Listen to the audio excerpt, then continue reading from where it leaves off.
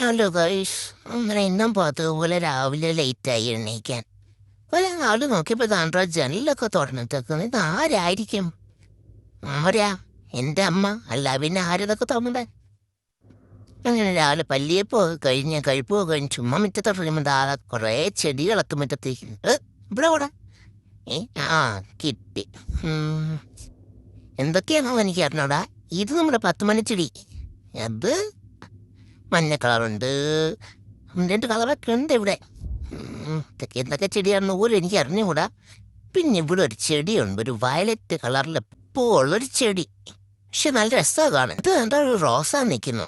കുറച്ച് ദിവസമായി അത് കറക്കോ കഴിഞ്ഞ് കുറച്ച് പഠിക്കാന്ന് വെച്ചിരുന്നു. പഠിക്കാൻ നമ്മൾ ആണ്ടാ ഒരു മനുഷ്യൻ ഓടുന്നു. ഇവൻ എന്തോടെ എങ്ങോട്ടാടാ ഇവനീ ഓടുന്നത്?